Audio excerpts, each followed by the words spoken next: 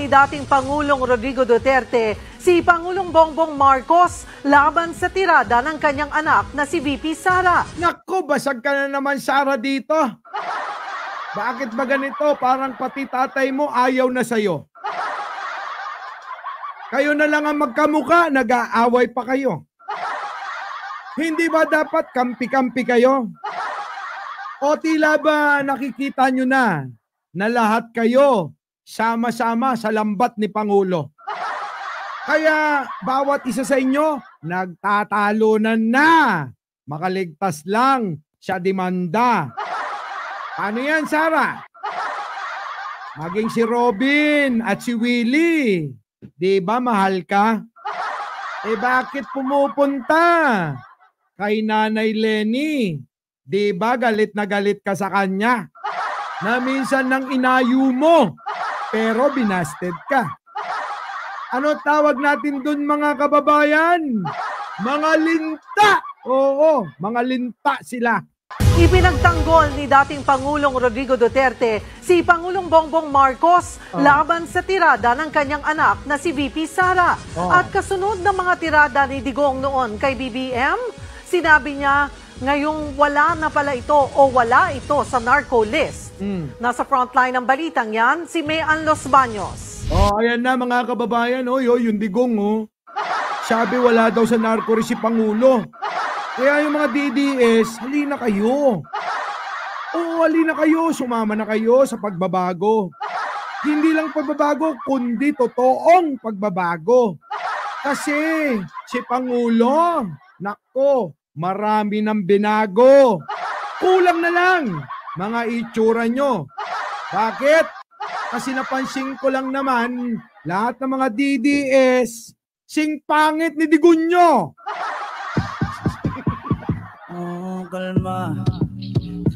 Baby, kalma. Huwag mo naman akong bigyan ng dahilan para tabihan ka.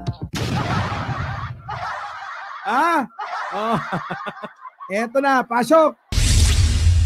Si Bongbong Marcos bangag noon. Ngayong presidente na, bangag natin ang presidente. Yung idol nyo, tinatanong nyo kung ano binago? Eto, tong idol nyo, kung dating sinungaling, biruin mo, biglang nagsabi ng totoo, pero bakit naniniwala pa rin kayo? Alin ba paniniwalaan nyo? Yung totoong sinasabi niya o yung kasinungalingan niya tulad ng sinasabi rito? Tatanong pa kayo kung ano sinabi at binago? Eto, hindi ba maliwanag to? Kung hindi nyo magets to, wala na akong magagawa sa kabobohan nyo. Pasok!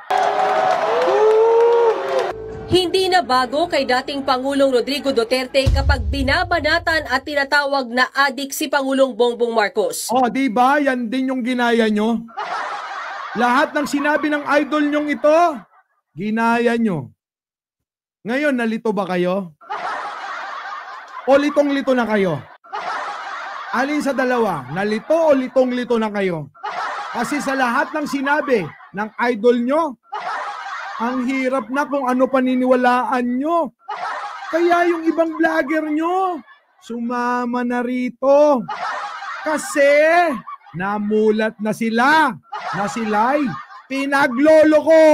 Kapag binabanatan at tinatawag na adik si Pangulong Bongbong Marcos. Sa prayer rally nga niya sa Davao noong Enero, sinabi rin ni Duterte na nasa narcolist na dati pa ang presidente. Nung ako'y mayor, pinakita. Pakinggan niyo yung idol nyo. Sa lahat ng mga DDS dito, makinig kayo. Pakinggan nyo maigi ang sasabihin ng idol nyo na si Digunyo. Dahil baka nililil lang kayo, hindi nyo namamalayan kasi walang nagpapaliwanag sa inyo.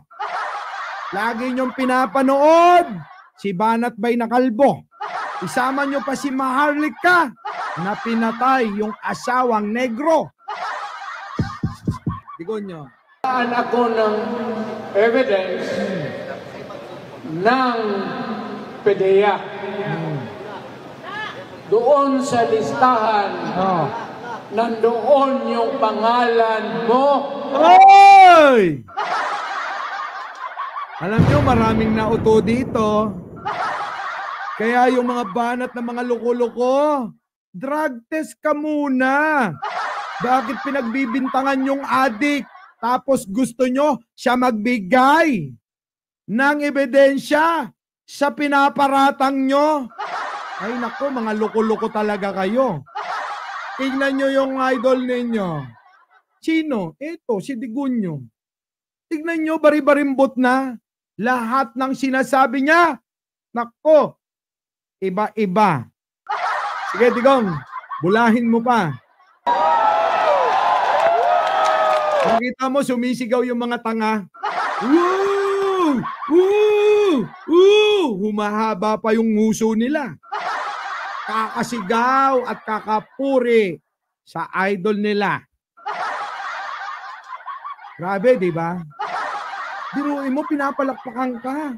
Habang sinasabi mong nasa listahan ng droga, si Pangulong Bongbong Marcos na pag tinignan mo, malasanto at anghel ang pagmumuka.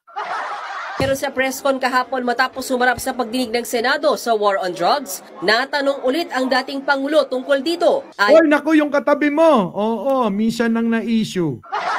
Na-issue na babaliktad daw. Diba?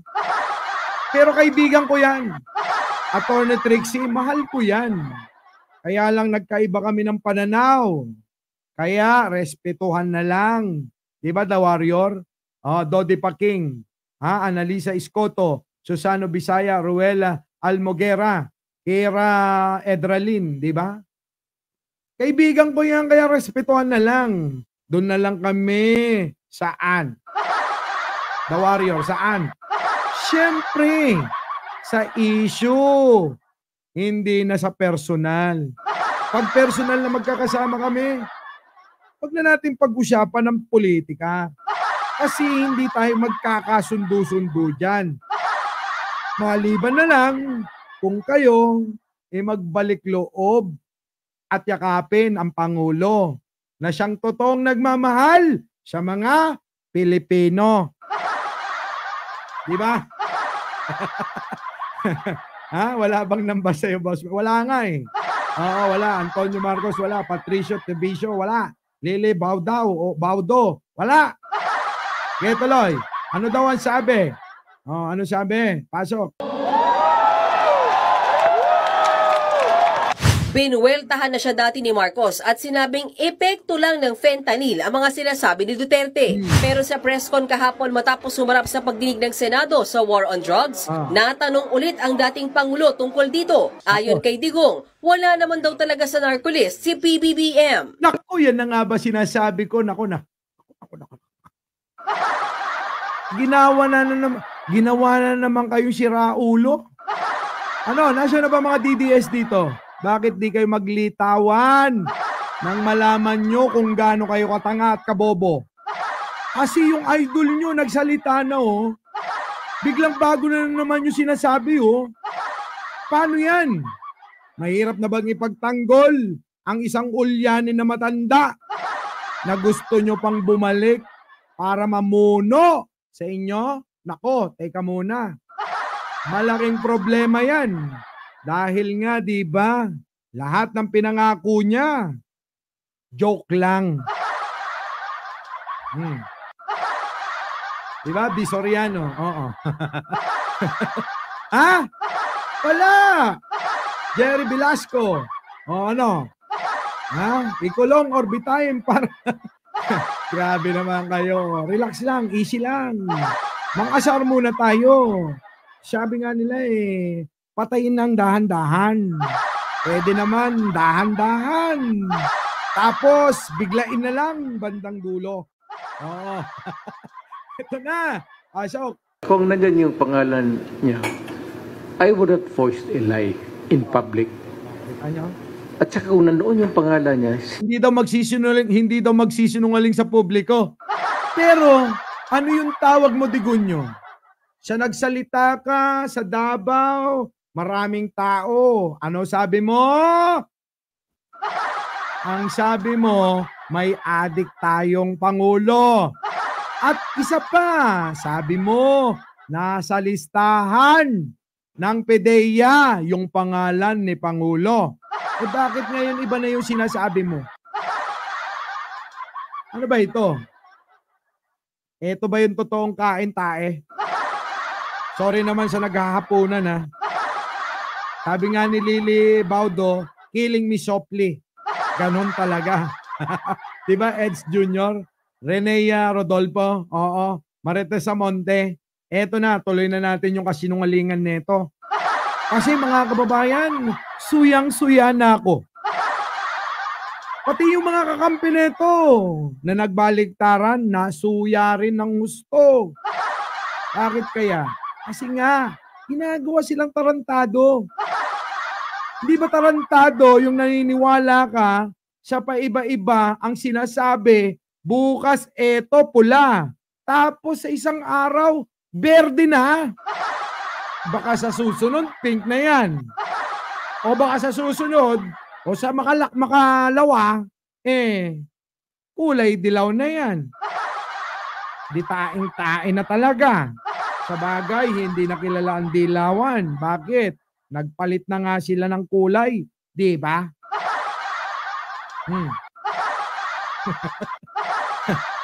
Di ba? Tuloy.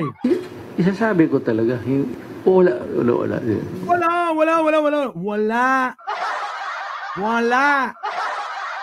Tuloy. In fairness to the President ko lang. In fairness to the President, in fairness to Bongbong Marcos Jr., paano ngayon to? Wala na ba kayong masasabi? Uy, mga DDS, makinig kayo sa idol nyo. Hindi nyo pa ba nahahalata na niloloko kayo? Kung hindi, bahala kayo sa buhay nyo. Kasi wala na akong magagawa. Kung pinanganak kayong bobo at mangmang sa mundo. Di ba?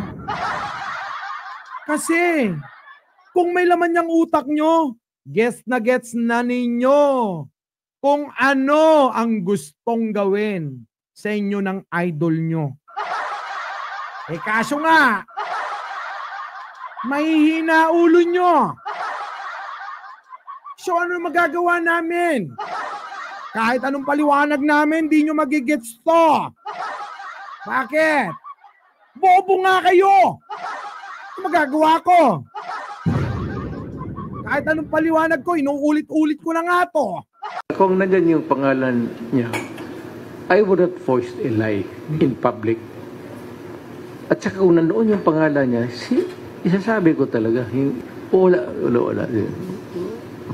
In fairness to the President ko lang. Awan. Wala talaga. Oo. In fairness naman sa presidente. Wala talaga. Wala yung pangalan nila. Digon nyo, paano na yung mga bata mo? Yung mga bata mo na panay ang banat na adik ang Pangulo. Kung wala naman talaga sa listahan, si Pangulong Bongbong Marcos namin, wala na. Paano na? Ginawa mo lang ba talaga silang mga tanga? O talagang dahil mga tanga talaga sila? Kasi hindi nila magets na binobola mo lang sila o talagang binubudol mo sila. Ha? Okay, sige tuloy. Hindi naman lingid sa marami ang lumalalang iringan ng dating unit team ni Marcos at Vice President Sara Duterte. Pero kahit ang dating Pangulo, ipinagtanggol si Marcos sa birada ng anak na Naku, pati yung anak, naku po, iniwan na. Ano na ito, mga didishit? Yung idol nyo, todo tanggol na kay Pangulo. Tingin ko, kaya ganyan yung idol nyo. Kasi, agtigergerlatag na. Kinakabahan na. Bakit? Kasi kailangan niyang iligtas ang sarili niya. Tandaan nyo, magiging mayor pa yan ng Davao, di ba? Yun kung mananalo. Kaso mukhang buko na. Kaya mahihirapan na. Maliban na lang kung makikiusap kay Pangulo na itaas ang kamay niya, eh paano kung hindi? Patay na. Wala na. Biruin mo pati anak niya nilaglag niya. Ano yun? Naku mga DD shit. Kawawa naman ngayon, no? Pinagtatawanan lang kayo ng idol nyo. Sa totoo lang, bago matulog yan, sobrang halakhak niyan. Isip-isip niya, napakarami ko na naman nalokong mga bobong Pilipino. Di ba? Di ba na mga kababayan? Ano, hanggang panaginip niyan, pinagtatawanan kayo. Iset na buhay to. Pasok, tapusin na nga natin to. Hindi ito marunong mamuno. I may have to disagree with my daughter. Nako, disagree na. Wala na. Amy Marcos, oh, ikaw na lang natitira dyan, no? Samahan mo na, sabihin mo, bulungan mo na si Sarah. Alam mo kung ano ibubulong mo? Huwag sa kaliwang tenga, ha? Kailangan dito, sa kanan. Oo. Huwag sa kaliwang tenga, bakit? Oo, bingi yung kaliwa niyan. Kailangan ibulong mo sa kanan, sabihin mo, Sarah, magbago ka na. Kasi yung tatay mo, nilaglag ka na. O kaya manahimik ka na lang.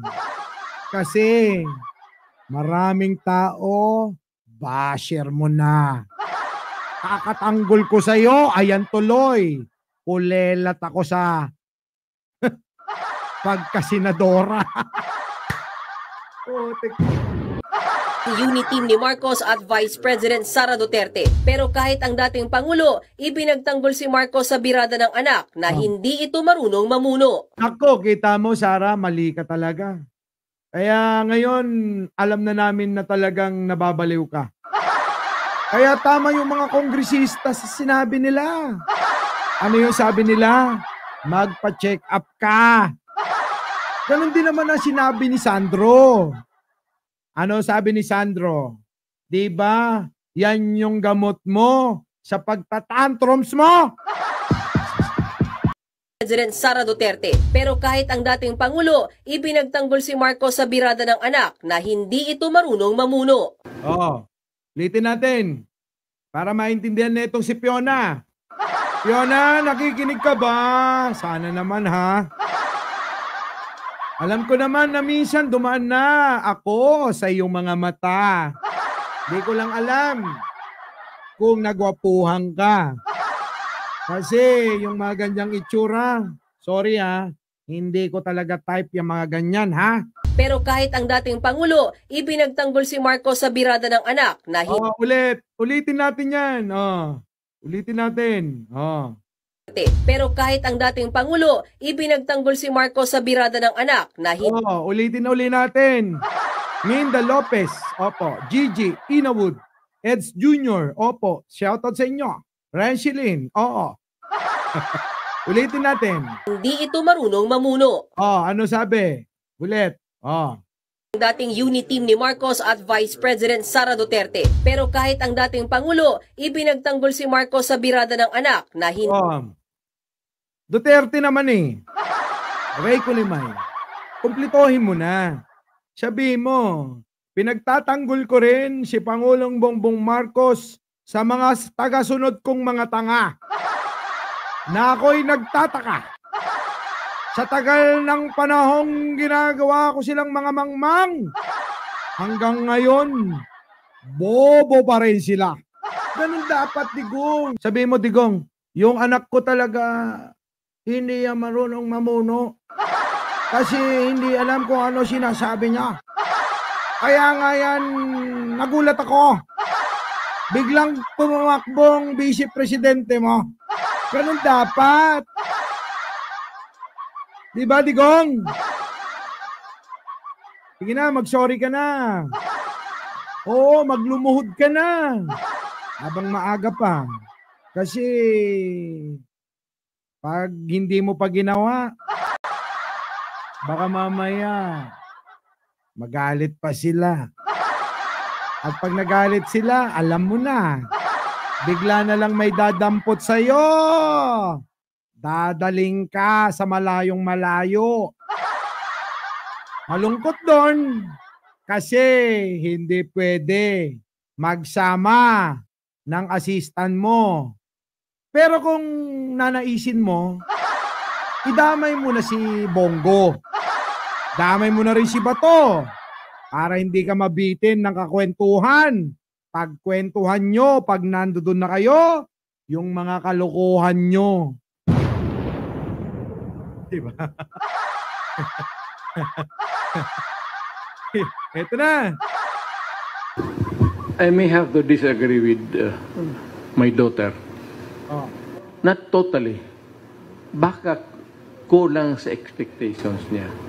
Siguro ang role model niya yung tatay niya. Bukod Sino yung tatay niya? Hindi ba ikaw yon? Role model niya yung tatay niya? Sinong tatay niya? Naguluhan ako bigla. Role model niya yung tatay niya. Di ba ikaw yon?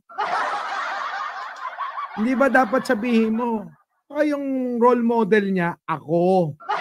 Kasi ang alam ng mga Pilipino, ikaw ang tatay niya. Ngayon ba parang tinatatwa mo na?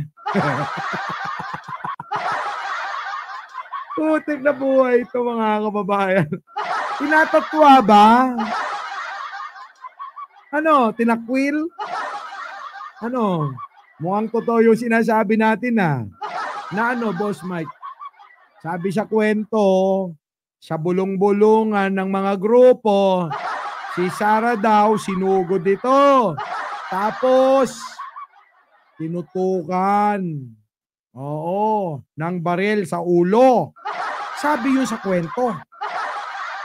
Mukhang totoo. Kasi, yung mga pahayag ni Bigunyo, parang ayaw angkinin na anak, no? Bigunyo. Nahihirapan daw sila sa'yo. Oo. Kaya tuloy, ulitin nga natin. Naku, may anak, may anak. May ama bang iba si Sara? Kaya kasi sa bulong-bulungan ha, hindi daw lumaki si Sara sa tatay niyang si Digunyo. Kaya nga ako nagtataka rito. Bakit di ba dapat pag babae mas malapit sa tatay kaysa nanay? Sally Boy! Hello! Ano na? Wala na. Yung idol mo. Kung ano-ano na sinasabi. Sabi ko siya, peace-peace na tayo. Okay na yan. Hindi ka na. Tara na. Kala ka, habang buhay ka maging bobo. O, tingnan mo yung tatay mo. O. Ay, nako. O. Dito. O. Tingnan mo. Nako. ang dating Pangulo, ipinagtanggol si Marcos sa birada ng anak na hindi ito marunong mamuno. I may have to disagree with my daughter. Buti pa si Digunyo. Ano? Biruin nyo, nalaman niyang magaling si Pangulo. Bakit kaya? Ha? Bakit kaya? Tignan mo to si Sunny Boy. Ikaw talaga, love naman kita. Ba't pinapanalangin mong natokang ako? Sobrang galit mo na ba sa akin? Oh, totoo naman sinasabi ko. Galing mismo sa idol mo. Ano magagawa ko? Oh, tuloy, Digunyo. Bakit? Not totally. Baka kulang sa expectations niya. Oh. Siguro ang role model niya yung tatay niya.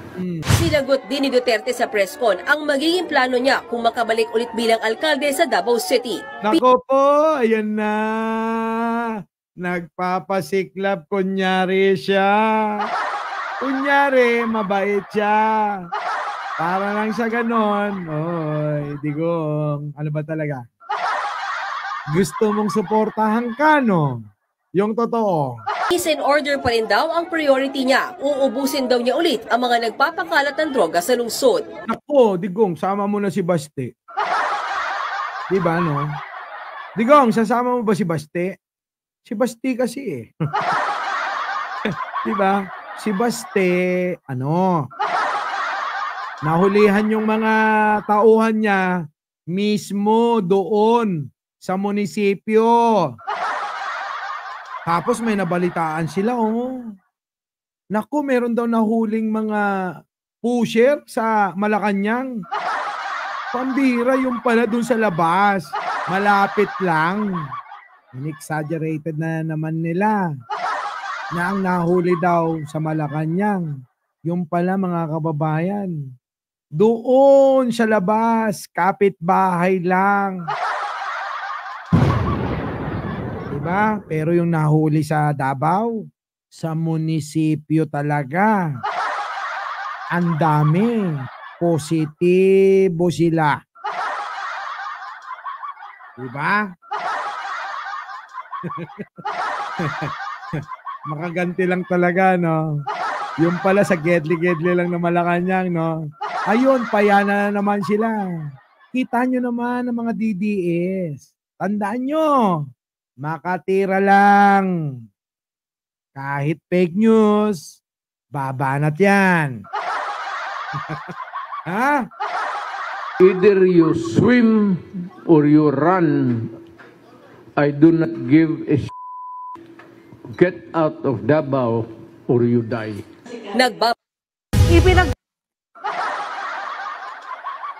Ano may papayo nyo kay Digonyo? Digonyo, may papayo ko sa iyo. Baguhin mo naman yung estilo mo. Kasi yung pangako mong yan, pinangako mo na sa buong bansa at buong Pilipino. Buong mamamayang Pilipino. Tapos ngayon pinapangako mo na naman sa Davao. Our beloved Boss Mike